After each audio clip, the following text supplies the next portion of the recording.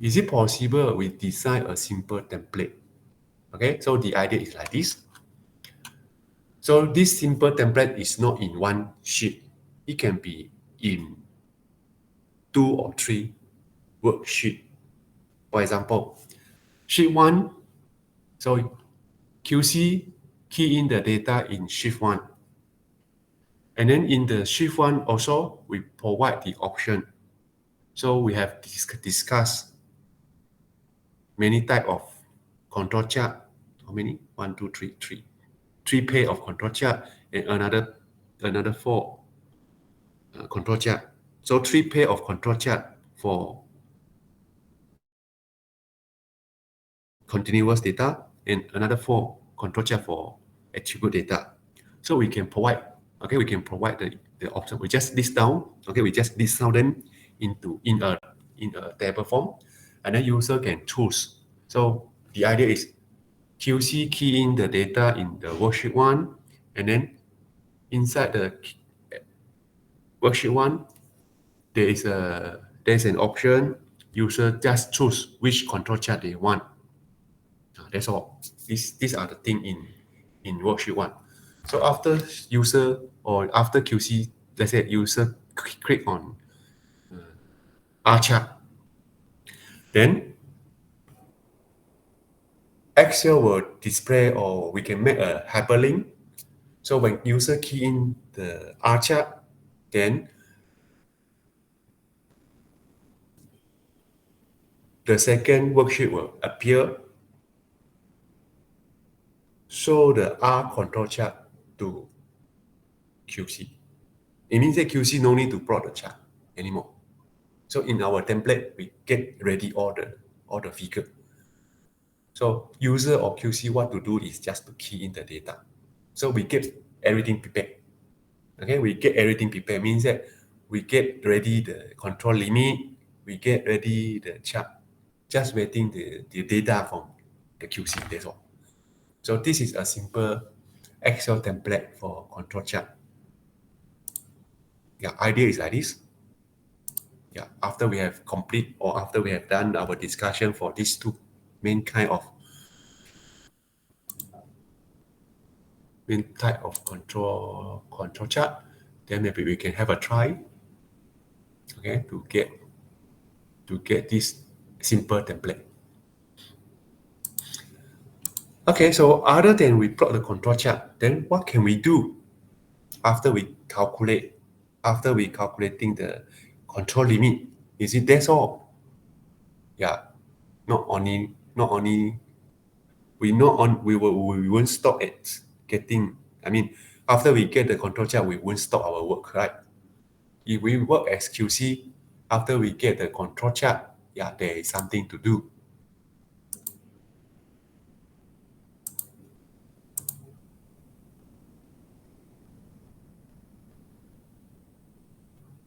Okay, let's see what is this something. Yeah, this something is called performance, or we say capability. Okay, capability of the process.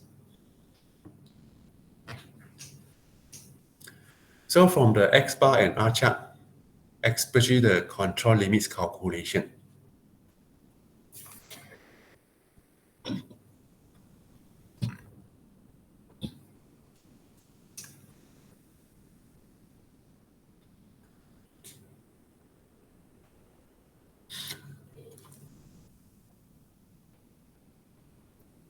The process standard deviation can be estimated by using X bar equal to R bar divided by D2. So the standard deviation for the process, okay, the standard deviation for the process is 0.1398. So this is the standard deviation. Yeah, very simple, right? Just take R bar divided by D2. And then what is the process average? So you can read through is 1.5056. This 1.5056 actually is the means value. We calculate this value from the X bar bar. Okay, it's X bar's value, X bar bar's value.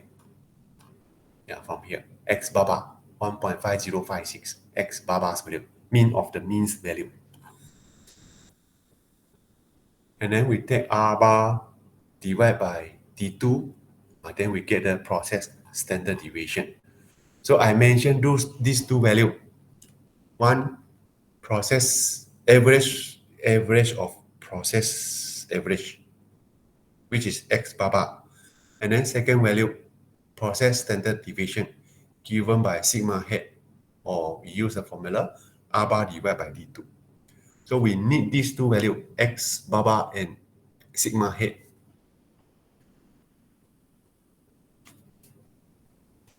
Then let's consider the specification. Okay, the specification limit. The specification limit and the control limit sometimes can be the same, sometimes can be different, and even their meaning also different. Control limit is the value, or is the boundary, or is the bounds. Okay, or is the upper or lower and upper point in control chart. This is control limit. But for the specification limit, so this is a range regarding to a certain quality characteristic. For example, we consider a range. No, we consider a height. How tall, or what is the height, or what is the, can I say height, or what is the range, right? Range, or how long. Let's say we want to produce a bank, a bank, right? Battery, power bank. Yeah. We want to produce a power bank. So in market, the power bank has a shape like a small box. So what is the range? What is the range, and what is the width, and what is the height? So regarding to this specification, so when we design this power bank, so there is a specification spec. Okay, that is the spec regarding to the dimension. What is the range? What is the width?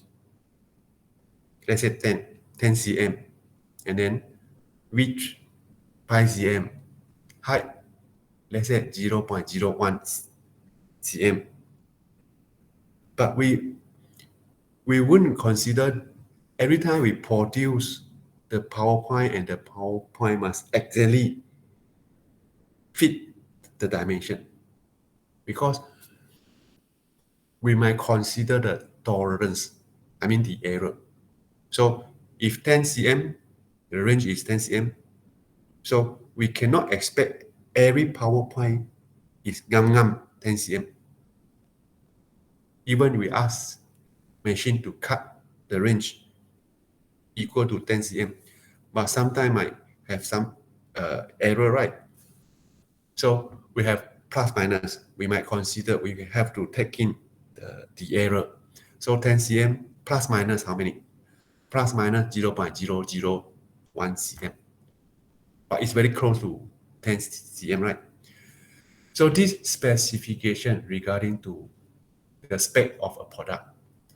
So for the example we discussed yesterday, the hard bake process. So for this process, there is a specification limit. Maybe some of you might ask, so where does this flow width, where does this specification limit come from? So this specification limit normally is given, or is mentioned, or is fixed, or is determined by the company. For example, we are working in a company, and the company produce power bank. So actually the production already set the width, the range, the height of the power bank in the specification limit. I mean 10 cm plus minus how many? Let's say 10 cm plus minus 0.1 cm. Yeah, of course, we cannot consider a very, very small error. If I put a specification 10 plus minus 0.00001 cm. Then what does it mean? If my error 0.01, reset, right? So if the error is very, very small, yeah, of course, it's impossible, right? So for the specification, so there are two components. One is the actual value, like what you see on the screen, flow width 1.5. So this is the exact value. But normally in the real situation, we won't get the exact value. So we might consider the plus minus. So 1.5 plus minus 0.5. And the unit is microns. So this specification limit, yeah, because there is the term plus minus.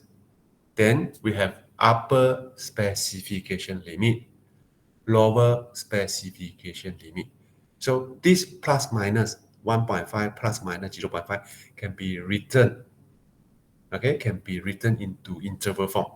We have lower point and upper point, and then we can form an interval. So for this 1.5 plus minus 0.5, so the specification region, yeah, I'm talking about the region, or you can think of interval.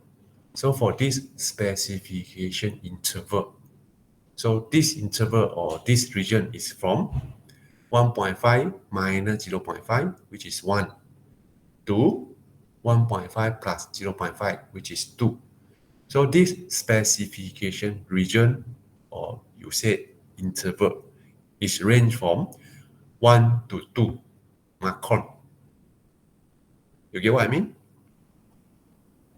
Okay, so what is the probability? Okay, what is the probability? The estimate. No, what is the probability the fraction of non-conforming wafer produced might happen? Fraction of non-conforming wafer means that what is the probability? Oh no, I mean fraction of non-conforming wafer. Yeah, we have to understand these terms.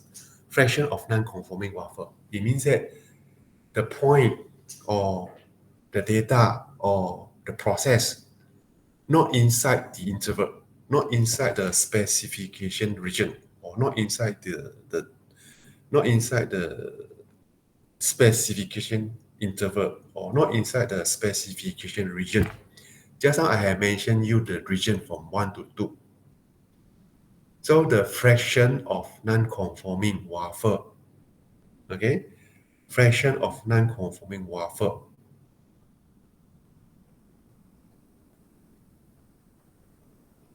refer to those data point, okay? Refer to those data point which are not inside the specification interval or specification limit. So in the other word, the point or the sample point are less than 1 or greater than 2. They are outside of interval. Now our specification interval is from 1 to 2. You get what I mean? Okay, we also can find the possibility. What is the possibility fraction of non-conforming wafer produced might happen? So what is the possibility that from the data you collected, they are out of the specification interval, or they are out of specification limit? Then we can find, yeah, because I'm asking you the possibility, then we can find the probability. We want to know the probability of fraction of non-conforming. So it means that we find the probability, the point less than 1, plus, because the point can be less than 1 or can be greater than 2, right? A point cannot be less than 1 and greater than 2. You won't find a value which this value is greater than 1 and greater than 2. You won't find a number satisfy this condition. So the point only can be either less than 1, like 0.8, 0.5, And then 0.5 sure is not greater than 2, right? And then a point can be greater than 2, let's say 2.5. 2.5 cannot be less than 1. So we consider a point either less than 1 or greater than 1. So when we find the probability of fraction of non-conforming wafer produced, so we get the sum of the probability of the point less than 1 plus the probability of the point greater than 2. So now X stand for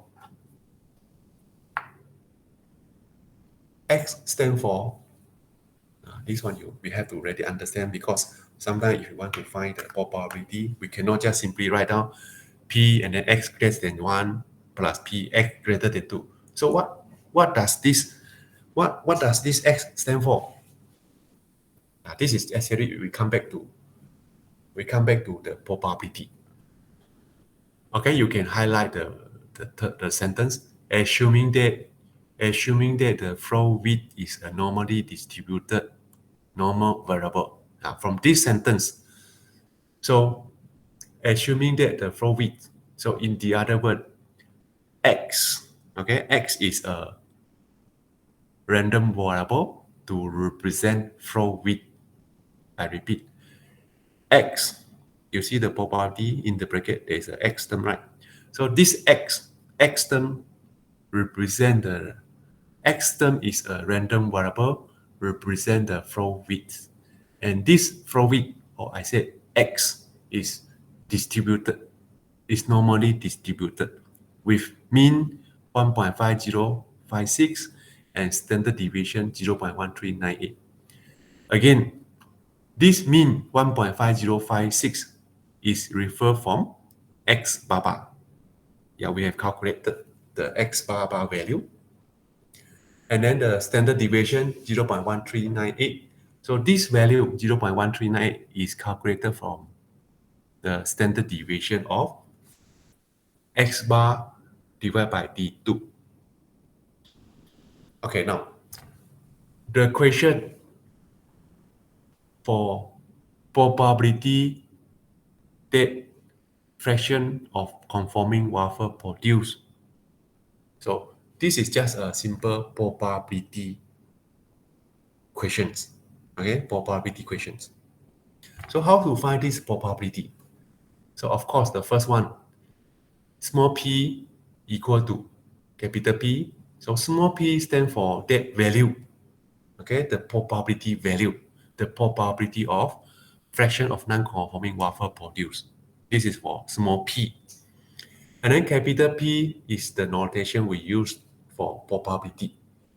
So for the first line, Px less than 1, because the flow width less than 1, outside of the specification limit, lower specification limit, plus Px greater than 2. So for all the point less than 1, for all the point greater than 2, so we sum out the probability of these two. Okay, we sum out the probability of these two consideration. So I think the first line not a problem. Yeah, to calculate the probability value. Yeah, this is what I mentioned. You look at the second line. This is what I mentioned.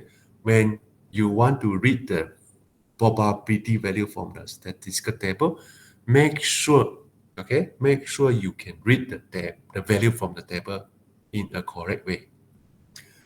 So for the second line and the third line,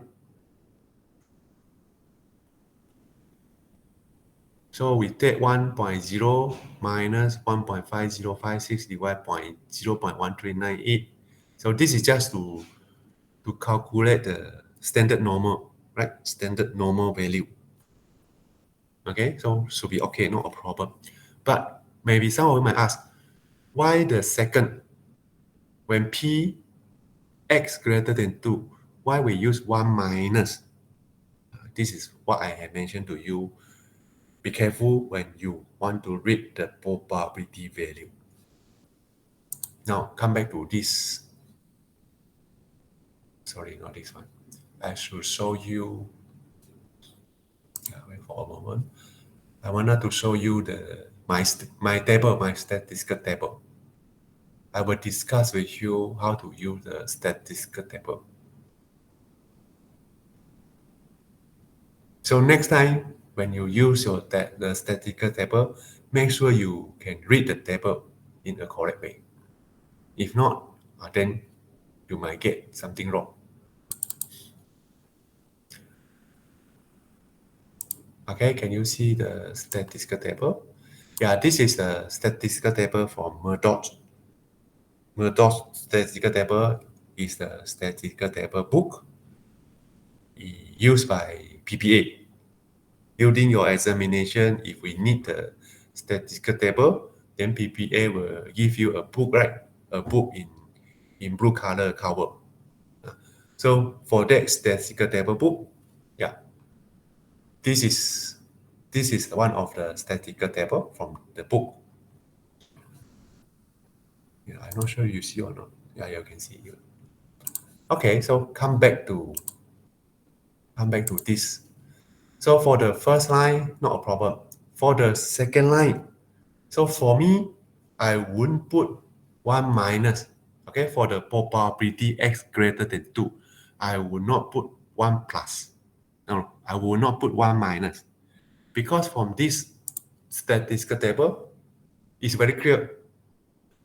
The value or the probability value we read from this statistical table is located either at the left-hand side tail or the right-hand side right tail.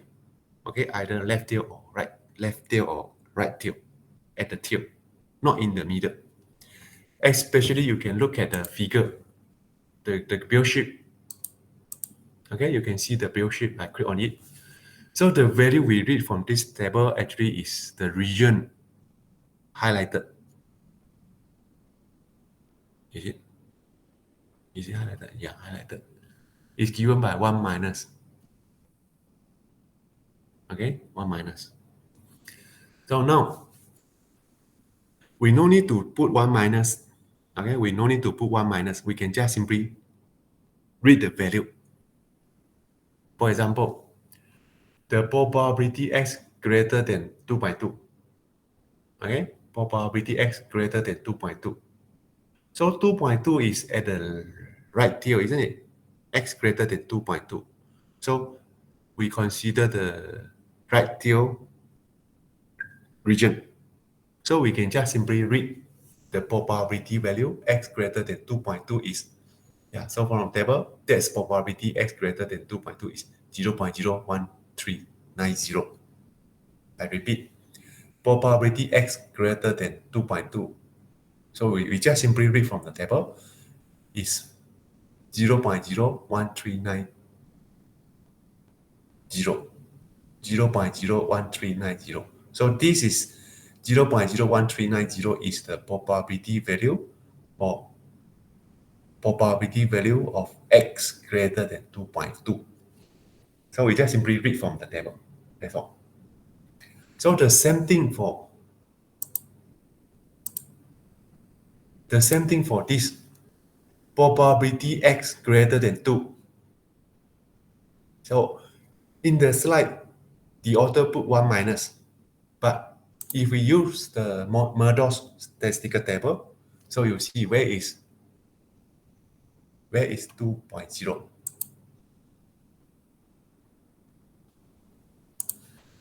2.0.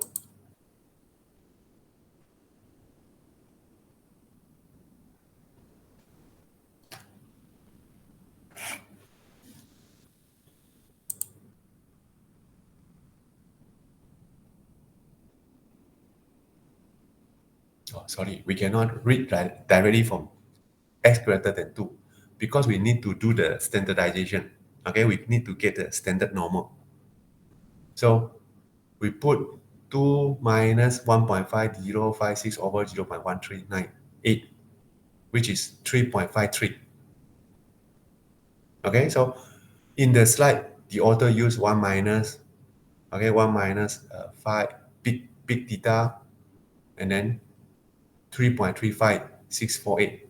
So this is the way the author will have written, because the author used the other type of statistical table. Now, come back to, for a moment, I need to take note. So this value is 3.53648. Okay, how about, what is the probability value for if we use this Murdoch statistical table? So just now, we get Z. If you still remember, one thing I have to recall, Px greater than 2. So if we do the standardization, we can put, we not necessary to follow, okay? It is not necessary to follow what you see on the screen. For the first line is a standard. We just write down the probability in mathematical form. And then the second line, we can put P in the bracket X minus Z, no, X minus mu over X minus X bar bar over sigma head. What is X minus X bar bar over sigma head? This is a formula for Z-score, isn't it? I repeat, X minus, you see X less than 1.0. So we focus on the X term. So we do the standardization, X minus X bar bar over sigma head. So you refer to this expression, X minus X bar bar over sigma head. So this expression actually is X, is the Z-score, isn't it? Standardization. So it becomes P in the bracket Z less than. And then for the number 1, so substitute X bar bar, substitute sigma head, simplify. So we take 1 minus 1.5056 divided by 0.1398. Then we get negative 3.61660. So this is for the first. And then for the second, doing the same thing for the notation. So X minus X bar bar over sigma head. We can write it as Z. And then for the 2, for the number 2, so 2 minus 1.5056 over 0.1398. Okay, just simply substitute X bar bar and sigma head. Then we get probability Z greater than 3.53648. Can you follow? So I do not use 1 minus. Okay, I do not use 1 minus. After I simplify, after I use the standardization and then I simplify the calculation, then I will refer to this table. So the first probability Z less than negative 3.61660. So Z less than negative. So negative, so this value or this region, Z less than negative 3.61660. So where does this region? So the region actually is at the left tail, isn't it? So simply read the value 3.62 from this table. You can double check 3.62. Okay, 3.62. The probability of Z less than negative 3.62 is about 0.00015. You got it? And then for the second probability, Z greater than 3.53648. Yeah, of course we cannot get the full floating point. If we use a statistical table, we only can read up to 2 floating point, 3.536. So we can read until 3.536 become 54. So 3.54. 3.54.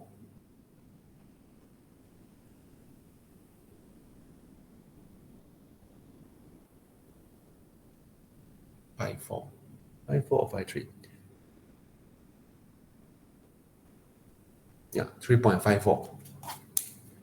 So from the statistical table, we get the probability value 0.00002. So you see, I still do not use 1 minus. Why? Refer back the first probability, z less than negative 3.62. The region is at the left-hand end.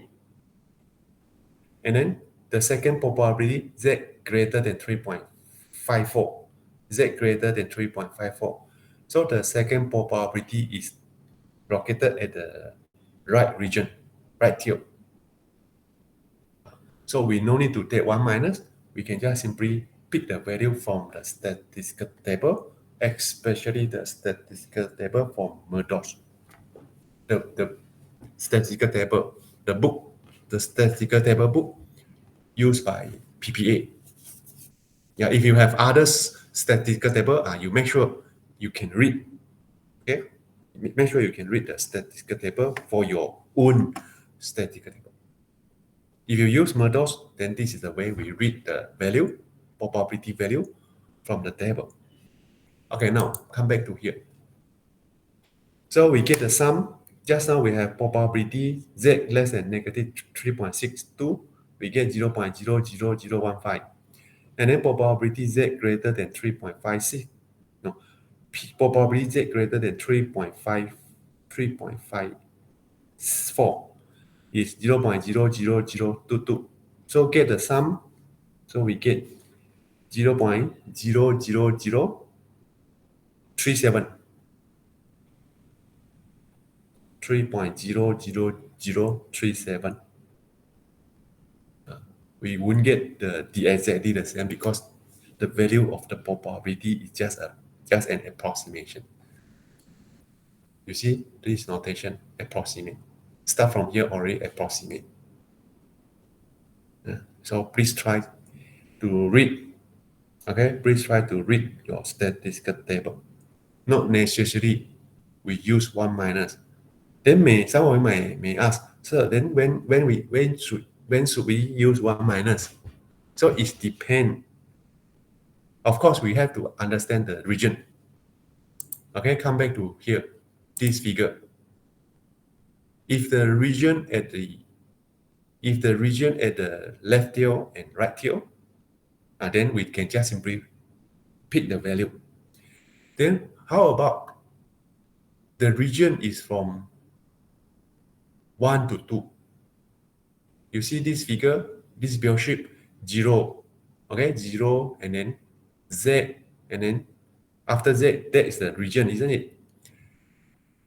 If we consider the region from 0, okay, let's say this Z value, let's say we change Z value to, can you give me a value? Z equal to what? A value. Integer also can.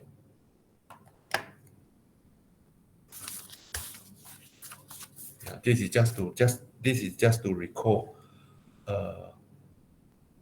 how to find the region or from the bell-shaped curve. 3.45. Okay, let's say Z equal to 3.45.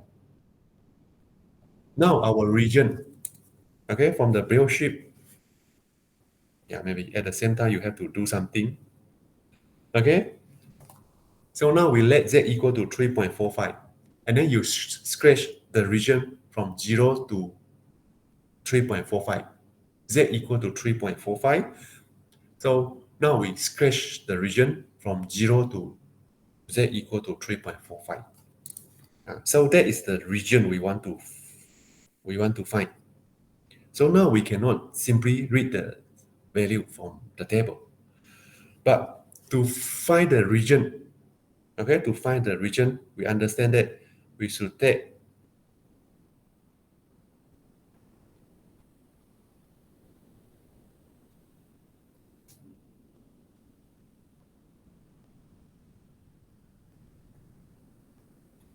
one thing I suddenly recall.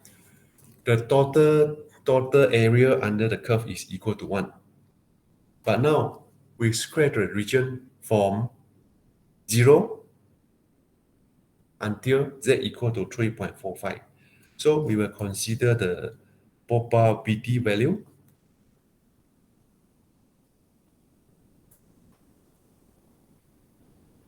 z greater than 0 minus probability value z greater than 3.45.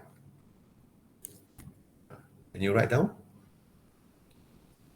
To find the region covered or bounded by 0 and z equal to 3.45, so we will consider the probability value z greater than 0 minus probability value. No, I repeat. To determine the region from 0 to z equal to 3.45, then we find the probability of z greater than 0 minus the probability of z greater than 3.45. Now from the table, for z greater than 0, the probability value is 0.5, isn't it? So this 0.5, just now I have mentioned to you the total area under a curve, Biot-Sheet curve. The total area is equal to 1. But z greater than 0, so we already covered half of the Biot-Sheet.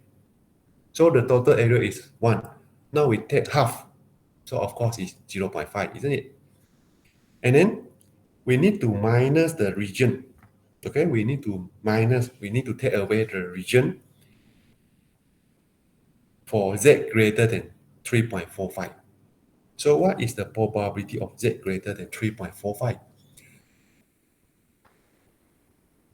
3.4 is here. 3.45. Pi is here.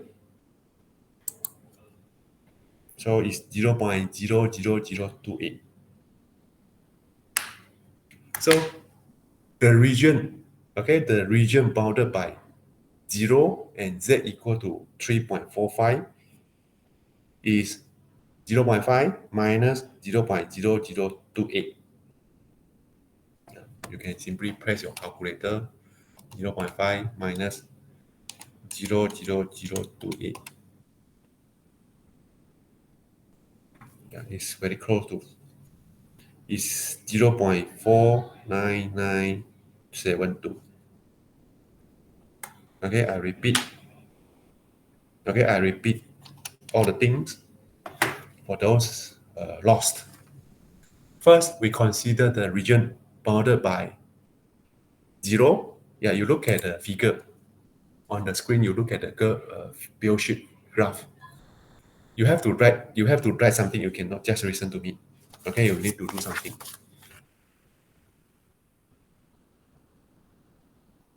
Sketch the region. Okay, you have to sketch the region, and this region is bounded by 0 and z equal to 3.45.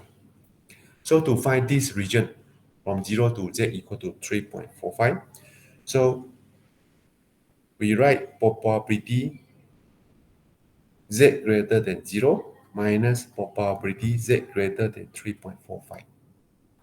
Then how to read the value for probability z greater than 0? So simply from the table, so we get 0.5. Then how about the probability z greater than 3.45? So from the table, you find 3.45, 0.00028. So simply press your calculator, 0.5 minus 0.00028. So we get 0.49972. So 0.49972 is the region given by 0, the curve, and then z equal to 345. Again, I do not use any 1 minus. Again, some of you might say, so then when or how or when we should use 1 minus, or in which situation we use 1 minus? Okay, we still consider z equal to 3.45. You look at this table, but now we don't want to consider or we don't want to find probability z greater than 3.45, but we want to consider the region. Okay, we want to consider the region at the left-hand side of z equal to 3.45. Yeah, can you scratch the region? The region actually is bounded by the bell shape until z equal to 3.45. So you can notice that this region is not the right tail. It's the region at the left-hand side of z. So in this situation, okay, we can write down z greater than 3.45. So we need to take 1 minus probability z greater than 3.45. In this situation, when the region is at the left-hand side of critical value, then we will take 1 minus, okay, 1 minus the right-hand tail. So just now we have read the value of probability z greater than 3.45 is 0.000, yeah, 30. So after we take 1 minus 0.00, you can just press your calculator. So it's equal to 0.99972. So please understand how to do the calculation, how to determine the region in order to get the probability value, especially for what we discussed in this slide. So at least there are two ways. One way is use similar to what you see on the screen. Use 1 minus. Yeah, I don't know which statistical table you use. So I only can discuss with you the statistical table we normally use. So the statistical table I show to you is the table we use in UTHM. So no need to use 1 minus. And I have discussed with you when or in which situation we might consider 1 minus. Yeah, so if you still not really understand, maybe after the class or maybe you have free time, you can text me or you can come to see me when you are in campus. Okay, so you can see that to get the probability value actually is very simple. Read the value from the table and then just do the calculation by using calculator. That's all. I have mentioned to you many times actually. We as a mathematician, yes, the calculation is our strength, but can we interpret the final answer or the final solution? So on the screen, P equal to, and then at the end we get P equal to or approximate to 0.00035. Can we interpret, okay, can we interpret this value, P approximate to 0.00035? What does it mean? Can you explain it? So you see the next sentence, that is, I don't care, you just memorize this sentence. So next time you just change the value, right? So for this example, we get P equal to or approximate to 0.00035. So we can say or we can interpret it as about 0.035%. So it means that 0.00035 more, this is the probability value. So multiply 100, change it to percentage. So it becomes 0.035%. So what does this 0.035% means? This 0.035% means 350 part per million. Million means that 10,000, no, 10 power of 6. They are 60. 10 power of 6, 60 after 1. So 10 is 1 million, right? 1 million. So in 1 million, there are 350 part fraction of non-conforming. Yeah, maybe this is the first time you see the word fraction of non-conforming or maybe you have see this word, these terms many times. So this is the specific terms in quality control, fraction of non-conforming, okay, special terms. But if we change it to the word, the common word we use, we can say reject, NCR.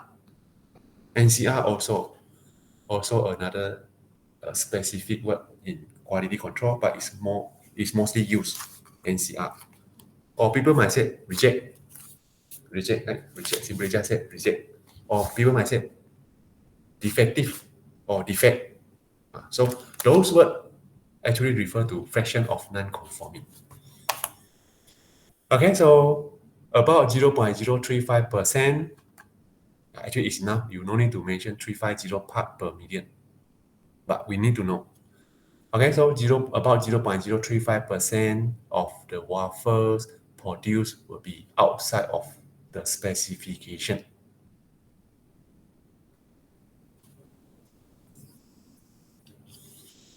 Okay, so in 100%, so they are 0.035%. The wafer the company produce are outside the specification limit. Outside the specification limit. No, outside the specification, or you say outside of the specification limit also can add in the limit word. So it means that they are not in the region. Just now we have mentioned that 1 to 2, right? The region specification region 1 to 2. So now there is 0.035% outside of the region from 1 to 2. So it can be in the region less than 1, it can be in the region more than 2. As long as they are not in the region. So this is the percentage. From the probability multiply 100, then we get the percentage value. And it's just a simple sentence to interpret the meaning of the probability value 0.00035.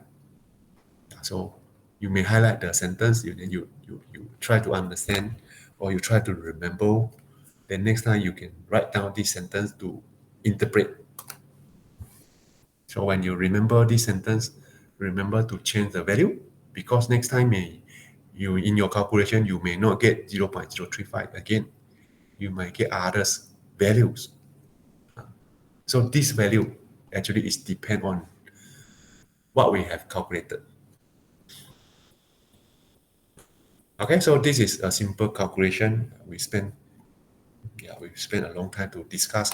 Hopefully you can follow, and then you can understand, and you can do the calculation.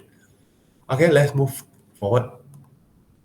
So now we can consider another way to express a process capability. This is called the process capability ratio. Okay, process capability ratio. In the short form, we say PCR. Okay, process capability ratio. And then in the notation form, we just simply write down CP. Okay, CP. So this is a PCR, or we say the process capability ratio, CP. So this CP is for a quality characteristic. Okay, for a quality characteristic. And we will use the upper and lower specification limit. So you can see on the screen equation 6.11. How to calculate CP? Just simply take UCL upper specification limit minus lower specification limit, divide 6 times 6 sigma. UCL minus LCL over 6 sigma. Yeah, because in this equation we have sigma. So we need to understand, does the population process sigma, standard deviation sigma is given or not? If not, then we have to estimate. Okay, we have to estimate. So it is not sigma, but it's sigma head. Okay, if we don't know sigma, if sigma is unknown, then we need to estimate sigma. Then it becomes sigma head. Then how to estimate this sigma? So refer back to our example we discussed. So sigma head equal to R bar over D2.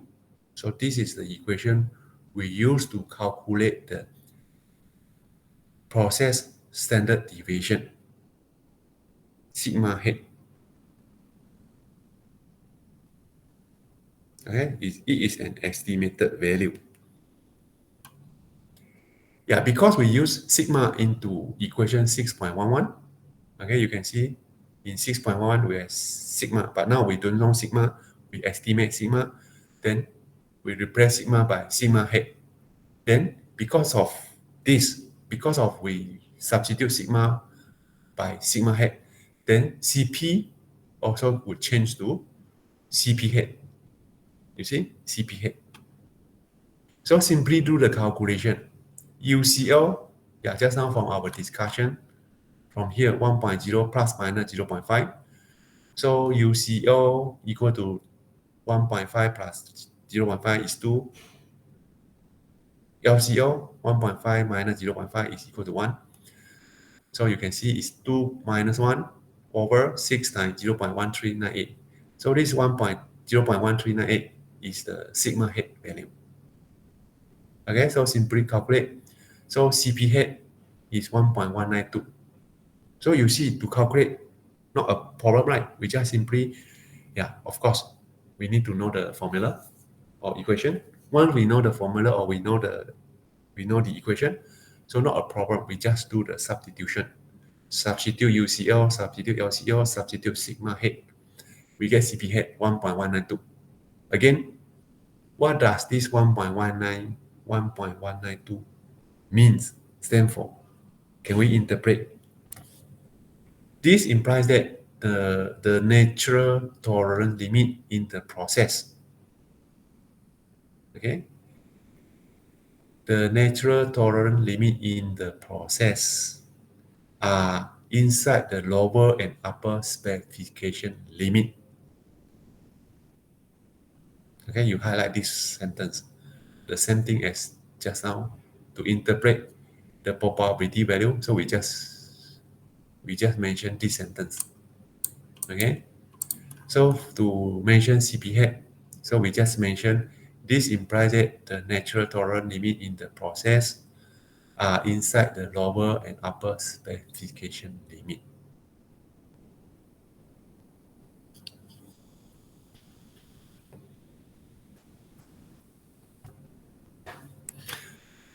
We also can use this CP head or CP to calculate the probability or not the probability, sorry, percentage. Simply take 1 over CP times 100%. It's just a percentage of specification band. I repeat, you see on the screen capital P equal to, and then in the bracket 1 over CP multiply 100. So this formula or this equation is simply the percentage of the specification band that the process use up. Okay, you understand? Okay, now we may substitute the value for the hub bay process. So from the calculation, CP head is 1.192. So just simply substitute into the formula or into the equation. So 1 over 1.192 times 100%. So we get 83.89. Again, this P head equal to 83.89. What does it mean? Again, highlight the sentence. The process use up about 84% of the specification band. Okay, repeat. The process use up about 84% of the specification limit, or no, of the specification band, not the limit, sorry, it's band. The process use up about 84% of the specification band. So this is for interpretation. We have to explain the meaning of the value we calculated. So far, we have three interpretation. We have three sentences we need to understand and memorize so that next time we can write down and to interpret. So I will repeat or I will point out them again. About 0.035% of the wafer produced will be outside of the specification. So this is the first sentence we need to understand with the purpose to interpret. Okay? And then for the second, this implies that the natural tolerance limit in the process are inside the lower and upper specification limit. Yeah, this is the second to interpret the value of CP head equal to 1.192.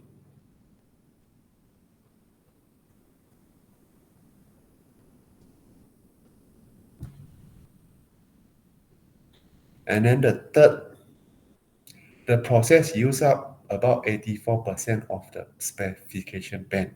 This is the third. So once you notice that three of these sentences for interpretation, the second interpretation, the second sentence for interpretation, we do not see any numbers.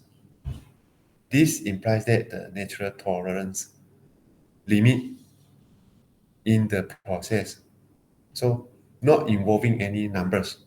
So where can we put 1.192 in the sentence? Like the first interpretation, you see, about 0.035%. The third interpretation, the process use up about 84%. So all the interpretation sentence mention about the value we calculated. So what does this value stand for? Then we refer to the respective sentence to do the interpretation. But only the second, we do not see where is 1.192 or where should we put this value 1.12 in the sentence. So double check or read it again. This implies that the neutral tolerance limit in the process. In the bracket, it mentioned 3 sigma above and 3 sigma above and below the mean. So this is the distance from center line to upper control limit, center line to lower control limit. So their distance is 3 sigma.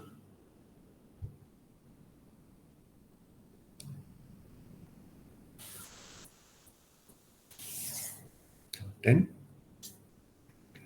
where should we put 1.192 in the sentence? Can I leave it? Can I leave it for you? Let you to find out? Yeah, you have to do something right. Every time if you just get my input, I think it's not a good way. I should give you something to do. Then you will remember. You can understand. Okay, so you try to find out CP head. Maybe you can ask Mr. Google. Okay, Mr. Google, can you tell me how to interpret CP head? Maybe you can find a similar sentence for interpretation with mentioning the numbers. Maybe not 1.192, maybe others number. But as long as it is a CPS value, then where should we put the value into the sentence of interpretation?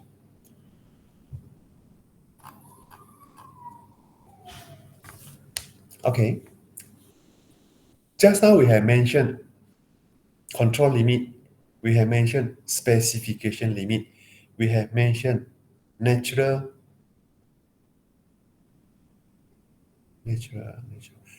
tolerance limit, right? Natural tolerance. I think the second one we have mentioned natural tolerance.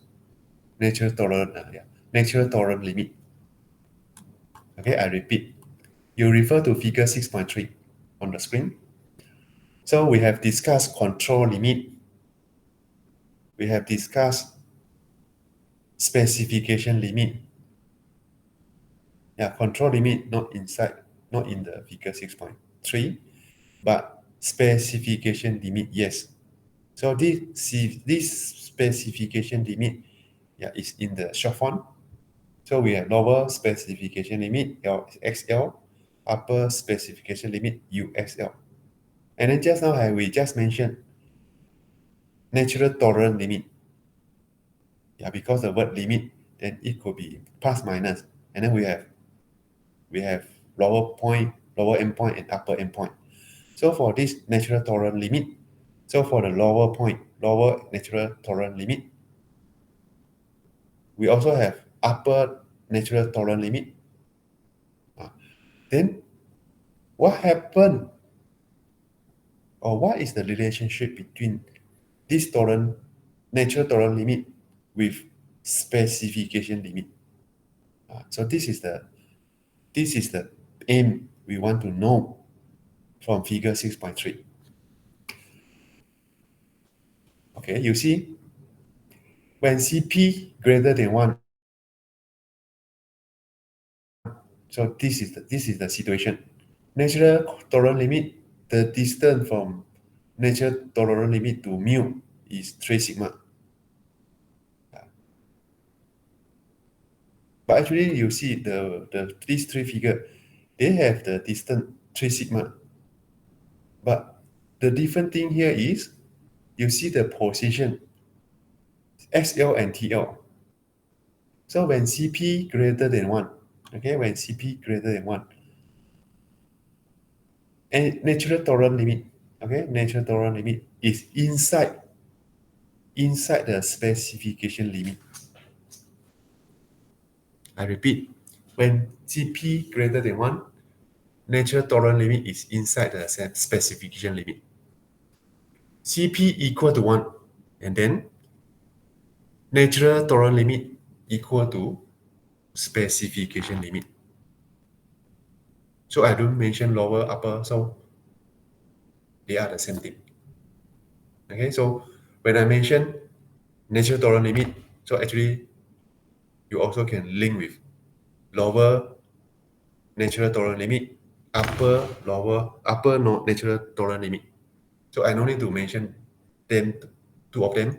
I just said natural tolerance limit, specification limit. So when CP equal to 1, NTL, natural tolerance limit, and specification limit XL, they are the same. So that's why in second B, in the second figure B, you see CP equal to 1. So NT and lower NTL equal to lower SL. Upper NTL equal to upper SL. Then what happens if CP less than 1? Specification less than 1. So if CP less than 1, and then LCL, UCL, specification limit are inside the natural tolerance limit. So you see the difference?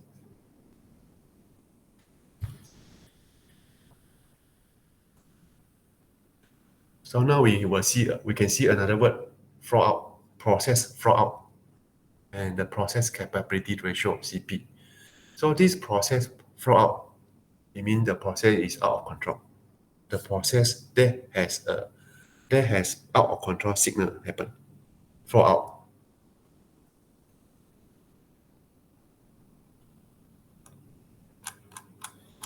Okay, so we have covered the phase 1 control chart. Yeah, we still have time, so we can continue to phase 2. So you want to take a rest? Nobody stop me, so I just keep talking.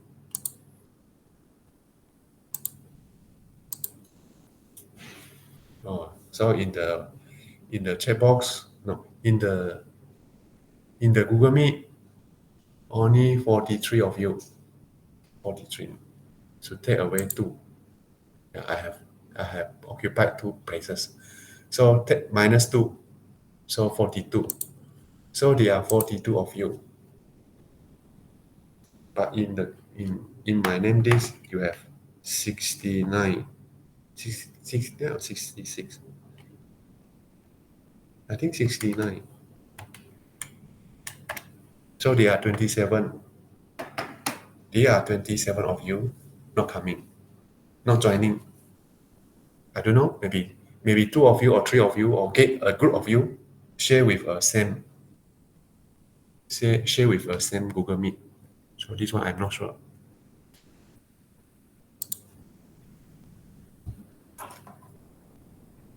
So if you already cannot attend, or you have reason to absent, it's better to let me to know.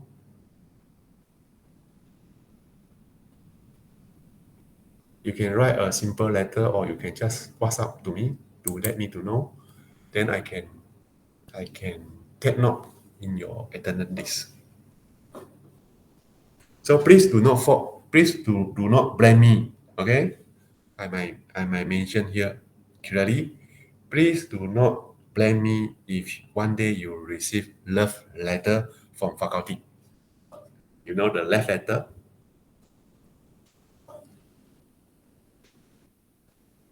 When can you receive love letter? You can try. You don't want to attend more than, yeah, I'm so kind. I might let you to not attend more than 4 or 5 times. Once I notice that you do not attend my class more than 4 or 5 times, so I will ask the system to prepare the love letter, and then you will receive the love letter.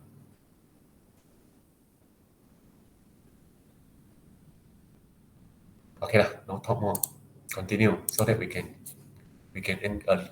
I know you are so busy because you are you are staying in your home. I understand that staying in home is a happy things. Why? Because you have many homework. And I already mentioned to you, I can give you homework, right? I can give you some exercise, I can give you some question, and I said this is homework. It's ready to, because you already at home. It's ready a homework.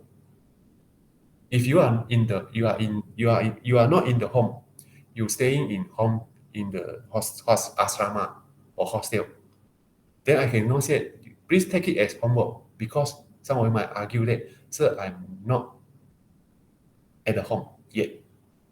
I still in campus.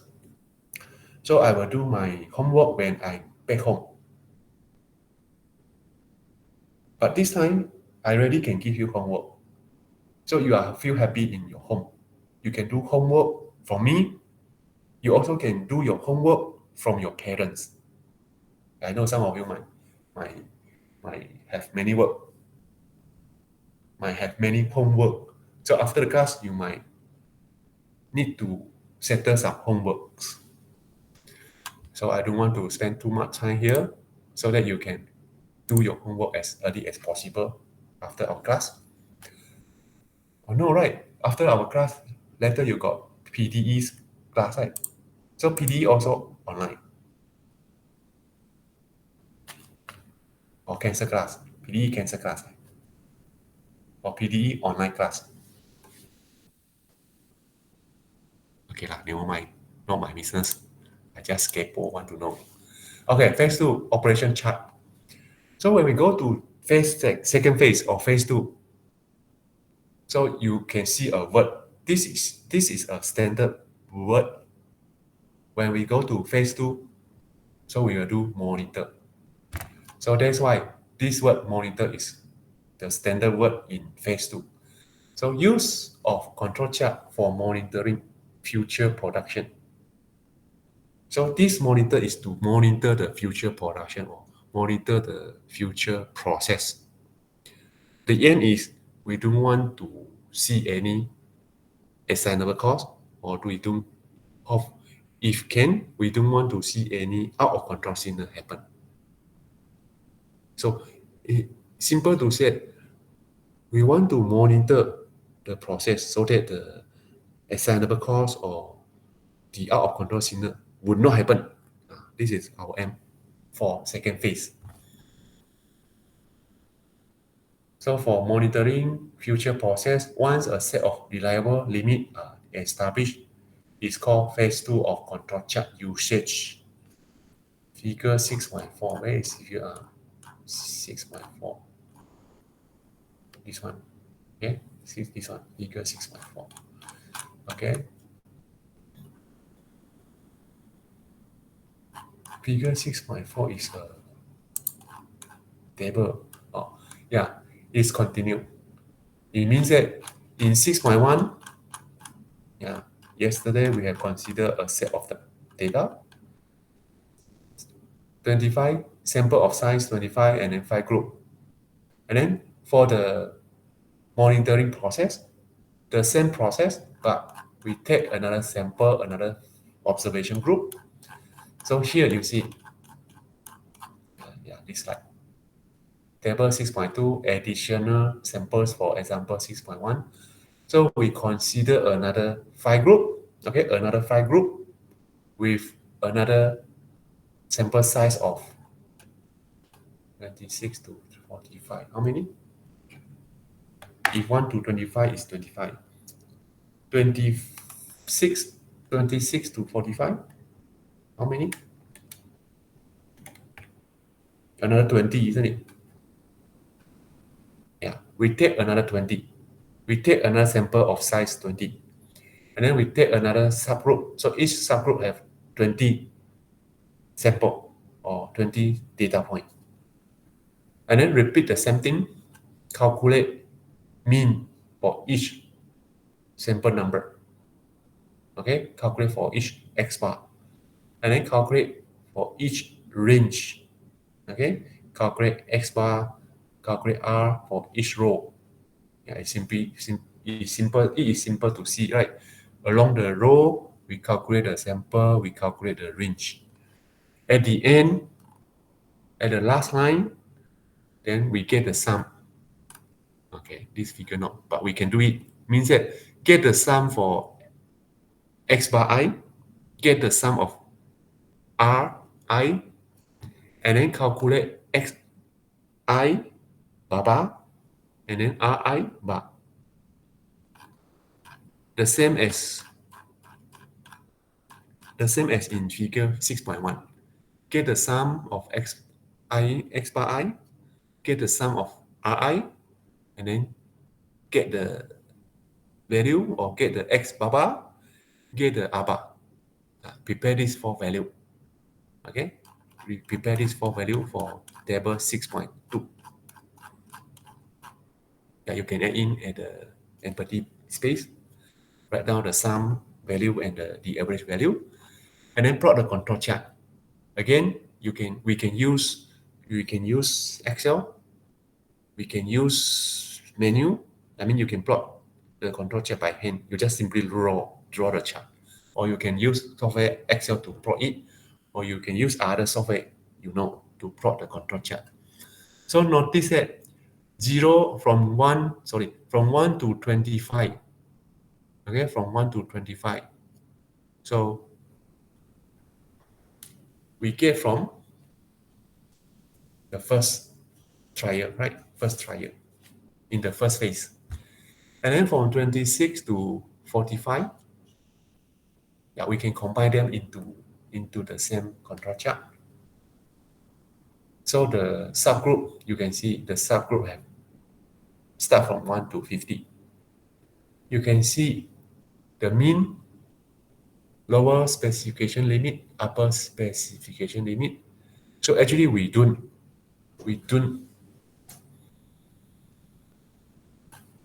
There's another question. Shall we recalculate? Just now,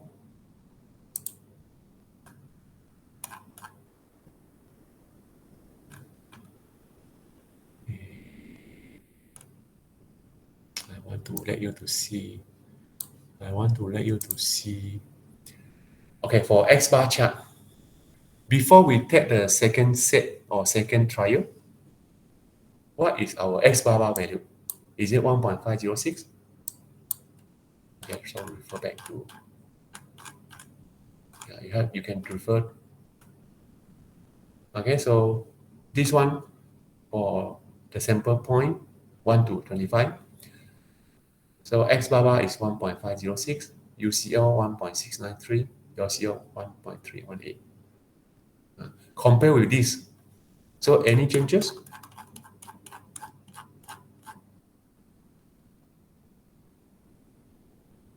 No, right? No changes. We just simply put the point for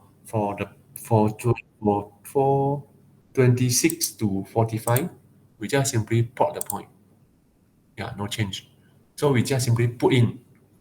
Okay, just located the point into the control chart. No need to change. No need to recalculate the control limit. Okay, just simply put in the point into the control chart.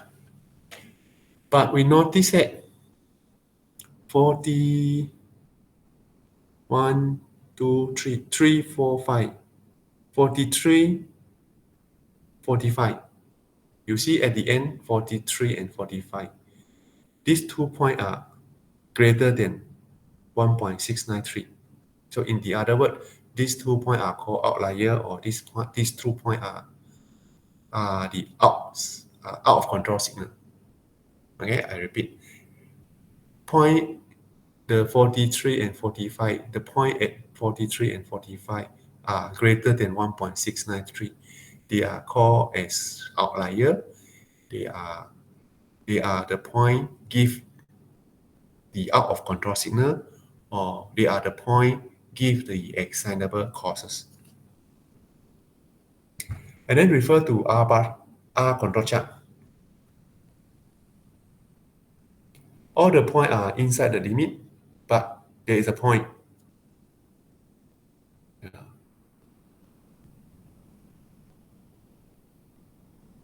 This point in the first trial, we already have this point. But in the explanation, the author saying that the process is in control.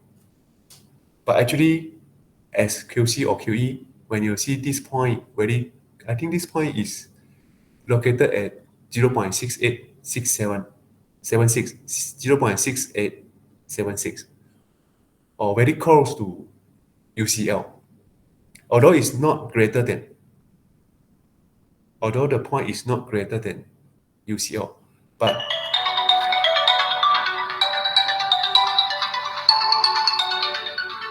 that point actually is very close to UCL. So as UC or QE, we also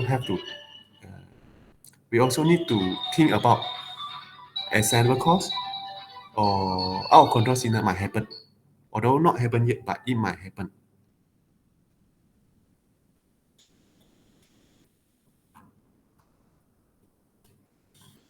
Okay, I think the rest we can go through. Yeah, maybe we can cover. We can cover this slide. Then next class we can go to the others control chart. Okay, let's see the control and specification limit. How about this figure?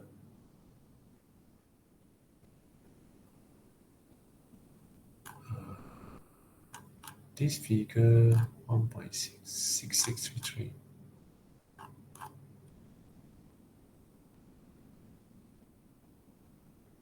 Yeah, this figure tells us that there is a shift.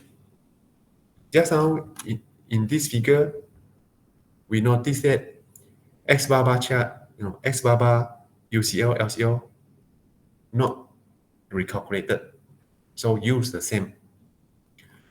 And another situation, we might recalculate.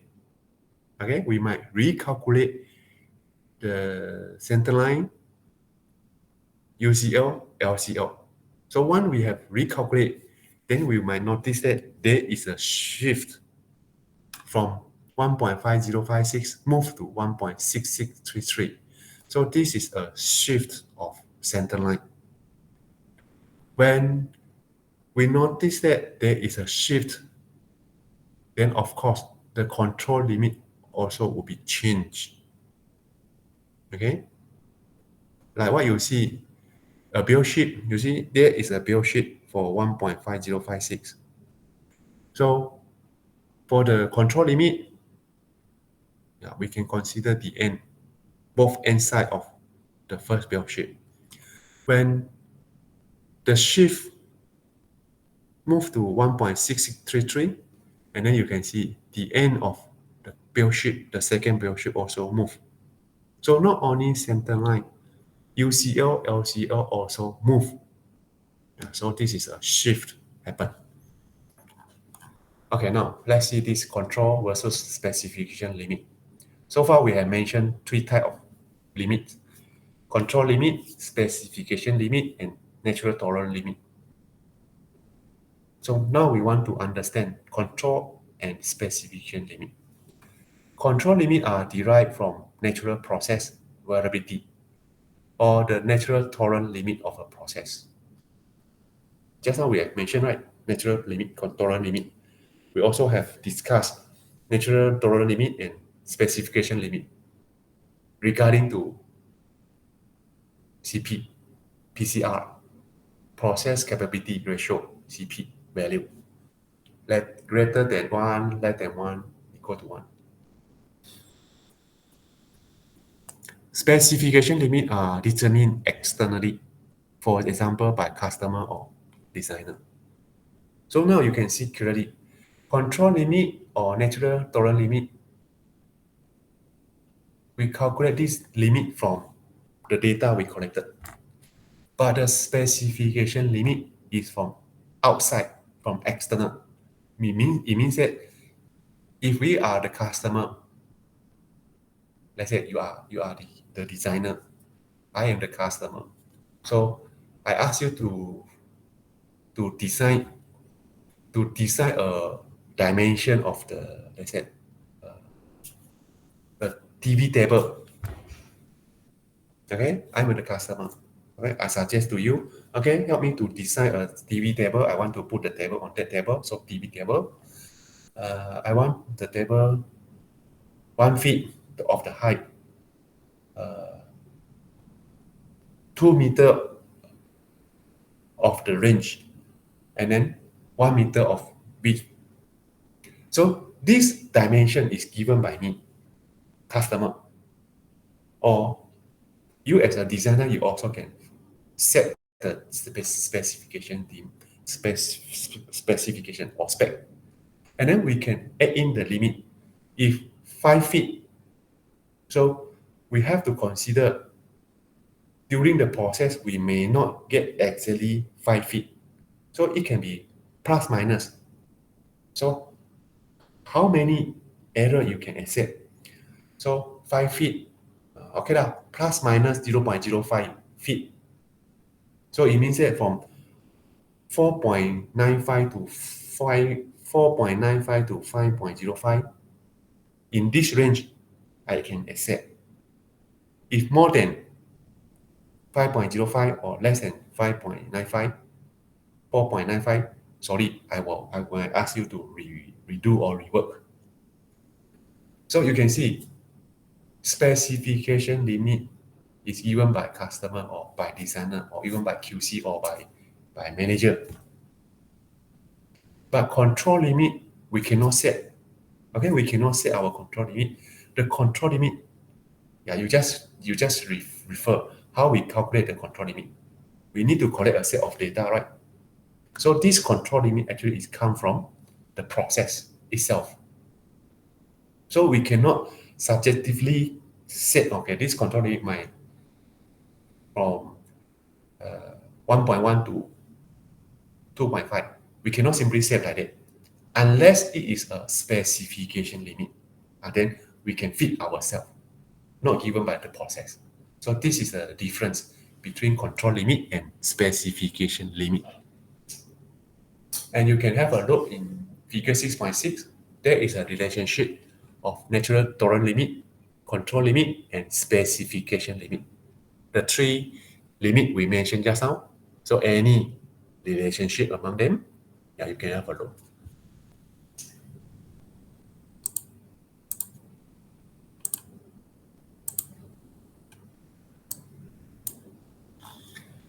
There is no mathematical or statistical relationship between the control limit and the specification limit.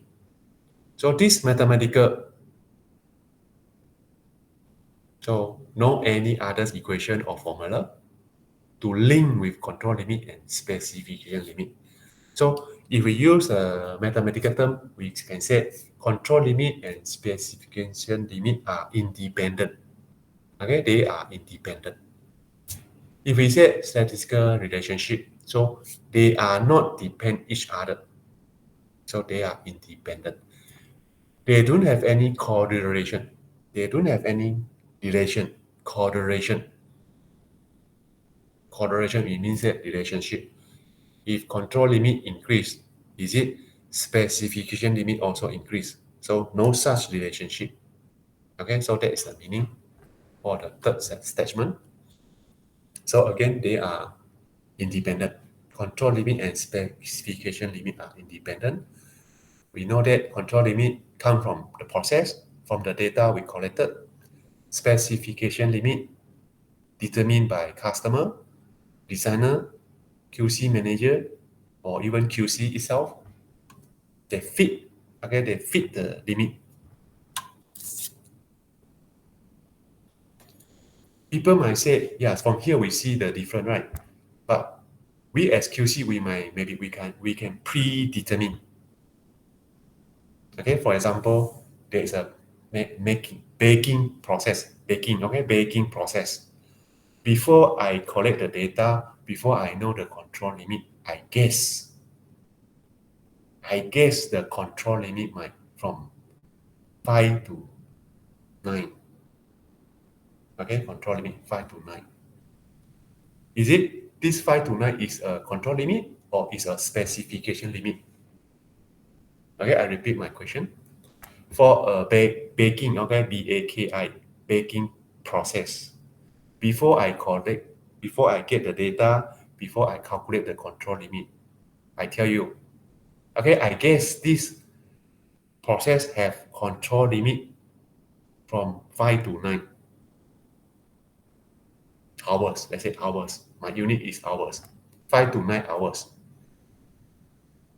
So this 5 to 9 hours is called control limit or called specification limit? You think of it.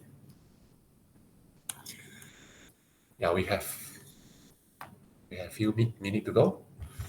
Okay, we go quickly because no other calculation.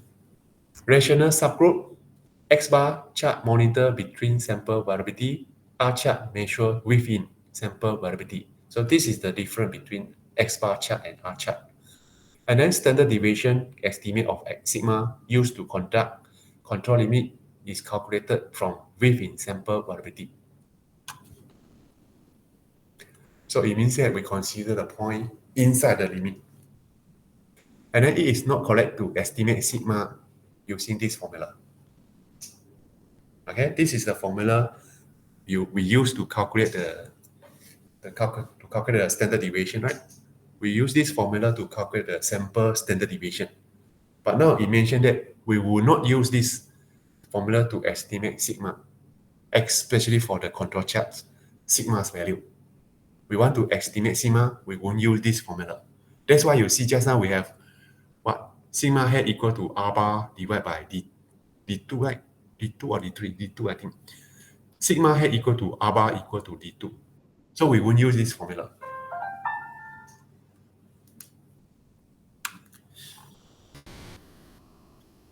Okay, the rest just the formula. 6.14, 6.15. They are based on the standard value. 6.16. They are the control limits formula. And then for the control chart, we can refer this control chart. This is the pattern of control chart.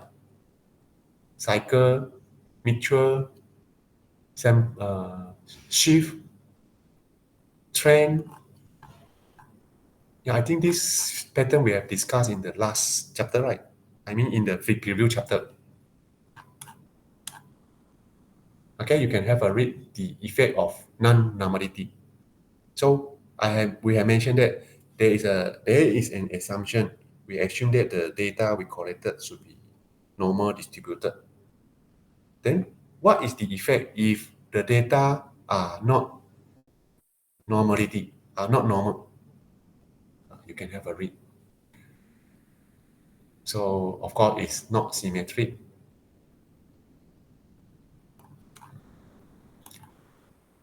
Okay, this one. Okay, this one, operating characteristic equation. No, operating characteristic function. This one we will come back again when we move to chapter 7, acceptance probability. Acceptance probability, we will consider this OCF, operating characteristic function. Okay, so you see beta. So this is type 2 error. So we will discuss this again. No, actually we don't discuss. We only will discuss this topic in chapter 7. So we will discuss this in chapter 7 in acceptance sampling. Now you see, we need to draw the graph. But ARL, we have discussed, so not a problem. Okay, so I will stop at here.